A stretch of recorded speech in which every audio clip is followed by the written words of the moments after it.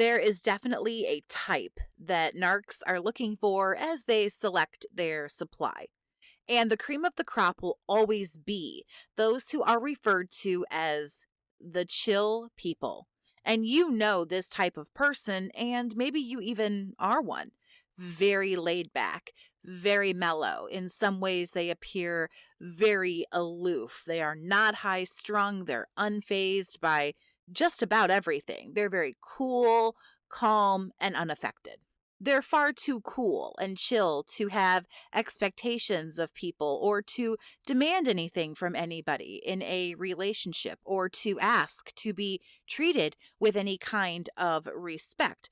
The chill people might even try to pretend like they don't care about things. They try to be alluring, even, and mysterious, acting like they're just too cool, and somehow that will actually entice people. The very act of saying, oh, well, I don't really care, to try to make people chase them as they refuse to chase people. However, this is perfect for someone toxic and narcissistic. They find somebody who appears to be cool and chill and so mellow about everything, but they're really not. These are just people who feel like this is what they have to do in order to be liked for some reason, that this is what's cool. It's cool to not have boundaries or standards or expectations in a relationship. They will put up with stuff that makes them very uncomfortable, acting like it doesn't. Oh, yeah, that's totally fine. It is not totally fine. They throw standards out the window, never expect anything from somebody. And I feel that there is a misconception that these folks who behave this way, they seem to think that if they behave this way, they're too cool, they're too cocky, it doesn't matter. They seem to think that this gives them power. And I do believe that there is some power in having an aloofness about yourself and being too whatever, to kind of deal with people, but only if you actually feel that way. The only time where there's power in indifference is if a person is actually indifferent, if you can really be cool and calm and collected. Faking like a person is open and chill and too chill to ask questions or intrude, it only ever hurts that person. And like I say, indifference might be some kind of power, the power where something isn't bothering you, but that's not always the goal. I think that's what's really important to focus on. Narcs will always abuse this kind of person to death. The people who don't make a scene and everything's downplayed, it's not a big deal. If you object to nothing and you put up no struggle, you will actually get next to no love bombing if you actually get any. You're going to slide right into devaluing from a narcissist because they don't have to butter you up or put on any kind of a show. You just let them waltz on in and do whatever they want. So, yeah, in some cases, you won't even get very much love bombing if you behave like you're, just too cool for school. Somewhere along the way, an idea was developed that letting people do whatever they wanted to us was how we made people like us. And it works. If you have no boundaries and no standards, people totally like you. But it doesn't really do much for us. What kind of people do we actually want to like us anyway if they don't even care about us, if they will let us do this? If you will let someone degrade themselves just so that, they like you, what is the whole point of this?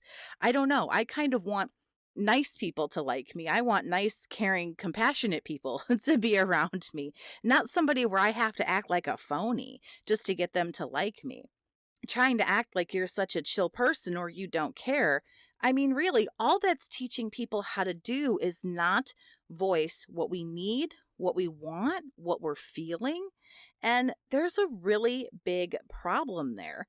Keep this act up for too long, and like so many of us, you just kind of explode one day. And then before you know it, you're lashing out at people.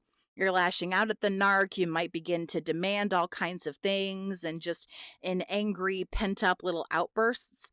And the worst thing you can do is have that happen when you are in the company of a narcissist. because the narcissist will slide in at that time and hit you with some of those famous narky words. Well, you never said it bothered you. Oh, you're just now saying this? Oh, don't be like that. It doesn't bother you. You're just trying to start a fight. You never said anything. Why didn't you? If you lash out, they will accuse you of being abusive because you've now flown off the handle. So they'll hold that against you for the rest of ever. They can gaslight you and actually tell you, you're really getting worked up over nothing. You used to be cool with like how things were going. So I don't know why you have a problem now. Why didn't you just say something from the beginning? You used to be really cool. Like, what happened to you now? This is going to increase fighting between the two of you. It will also increase depression and anxiety and also resentment. A person will try and try and try with a narc to be so cool and so stoic in the face of a narc's screaming, cheating, destructive ways, how badly they treat you. And it only lasts for so long. A person can only pretend to be this way for so long. No matter how cool you are or aren't, a narc is going to abuse the fact that you never seem to have a problem with what they do. Narcs already have a huge, overwhelming sense of entitlement. If you make it even easier for them, believe it or not, the entitlement can actually skyrocket. I want to talk about what real cool is. I stumbled across this answer while I was recovering from my own shitbag relationship.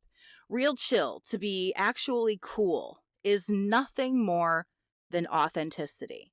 Being who you really are. Neurotic, like me, or not.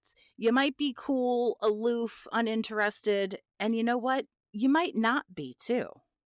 I'm aloof about quite a bit too. There's stuff that I just couldn't care less about. It doesn't bother me, but other things I get very animated about or vocal about or passionate about, and that's how everybody is. I can't stress enough to you, survivor, to live by my motto, which is be unapologetically you. We fear that if we're not cool enough and if we're not chill, if we don't let people just do whatever, then no one is going to like us. And that's just simply not true. There are so many misconceptions that we have to be so switched off and unfazed by things. And this is supposed to attract other people. Stop convincing yourself that needs aren't cool and you need to stop it. No, you shouldn't. What you should be is unapologetically you, with whatever kind of needs you have, whatever kind of wants or standards or whatever it is that you have. Go find those people who appreciate who you are.